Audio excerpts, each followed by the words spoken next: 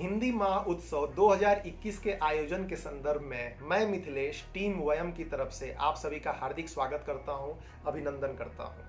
हिंदी महाउत्सव 2021 का आयोजन वयम एप्लीकेशन द्वारा किया जा रहा है और निश्चित रूप से आप तक इसकी जानकारी भिन्न माध्यमों से, सोशल मीडिया माध्यम से, वयम ब्लॉग पेज से, फेसबुक के पेज से या रेफरेंस के माध्यम से आप तक इसकी जानकारी पहुंच चुकी होगी और आपने अपना फॉर्म भी भर दिया होगा, रचना भी सबमिट कर दी होगी।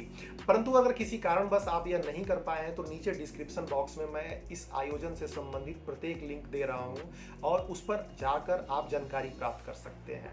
इस वीडियो बनाने का मकसद यह है कि इस आयोजन से संबंधित भिन्न प्रकार के प्रश्न आए हैं, उन प्रश्नों का मैं यहाँ आपको जवाब दे सकूं। तो मुख्य रूप से हिंदी महाउत्सव 2021 में 3 कैटेगरीज हैं, 3 श्रेणियां हैं।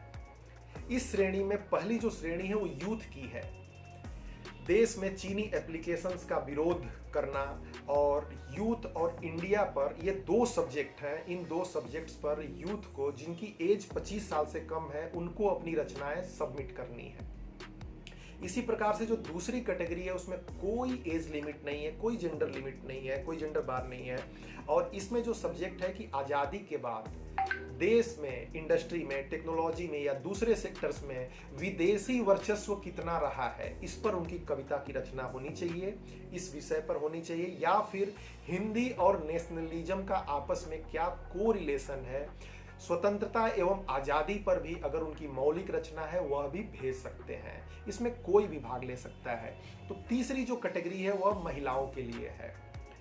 जो भी महिलाएं हैं, वह भारतीय त्योहार आ रहा है, दीपावली हम देखते हैं कि चीनी लाइट्स, झालर या दूसरे विदेशी प्रोडक्ट्स की भरमार हो जाती है मार्केट में और हमारे जो देसी बनाने वाले लोग हैं, कुम्हार हैं, मिट्टी के दिए बनाने वाले लोग हैं, वह कहीं ना कहीं उपेक्षित रह जाते हैं।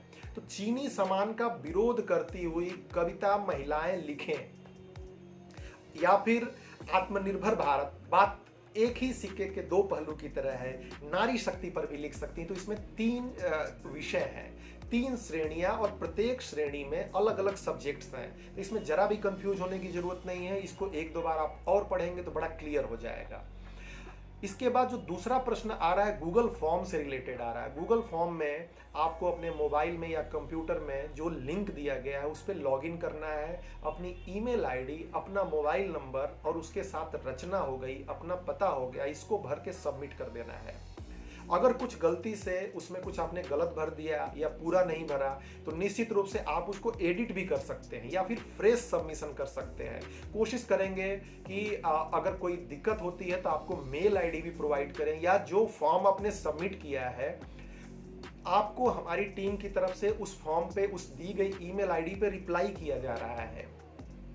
उस मेल पर ही आप जवाब लिख के भेज सकते हैं। अपनी कविताएं या कोई डिटेल गलत हो गई है उसको आप करेक्ट करके भेज सकते हैं। जब भी आप फॉर्म भरते हैं तो उसका एक नोटिफिकेशन आपके मेल पे भी जरूर जाता होगा, तो उसको भी आप एक बार चेक कर सकते हैं। अगर नोटिफिकेशन नहीं गया तो जो रिप्लाई जा रही है हमारी टीम की तरफ से उसको देख कर आप अपनी इंफॉर्मेशन करेक्ट कर सकते हैं। अब यह जो आयोजन होगा यह पूरी तरह से वर्चुअल होगा। कोरोना का दौर चल रहा है और इसका खतरा टला नहीं है। तीसरी वेव की बात की जा रही है तो यह पूरा आयोजन ऑनलाइन होगा और यह किसी विदेशी एप्लीकेशन पे नहीं होगा बल्कि स्वदेशी, पूर्ण रूप से सुरक्षित वयम एप्लीकेशन पे होगा। निश्चित रूप से आपने इसको डाउनलोड भी कर लिया होगा। अगर नहीं किया है तो इसके बड़े सिंपल स्टेप्स हैं। आपको गूगल प्ले स्टोर पे जाना है, वयम VAYAM सर्च करना है, वहां से डाउनलोड करना है, इंस्टॉल करना है और इस मीटिंग का पर्टिकुलर लिंक आपको दिया जाएगा। उस लिंक के माध्यम से आप जैसे ही क्लिक करेंगे आप इस मीटिंग को ज्वाइन कर सकते हैं। फिर भी कोई दिक्कत आती है तो आप मेल पर रिप्लाई कर सकते हैं या फिर व्हाट्सएप ग्रुप में जो भी एडमिन है, आप व्हाट्सएप ग्रुप में जुड़े हैं, उन एडमिन को भी आप मैसेज कर सकते हैं। इसके अलावा सवाल उठता है कि क्या हिंदी दिवस, हिंदी महाउत्सव तक ही आपसे और वयम का जो एक रिलेशन बना है, एक संपर्क बना है, क्या यह उतने ही तक सीमित रहने वाला है? तो ऐसा बिल्कुल नहीं है। यह अभियान सालों साल चलने वाला है और आप हमारे साथ सालों साल जुड़े रह सकते हैं।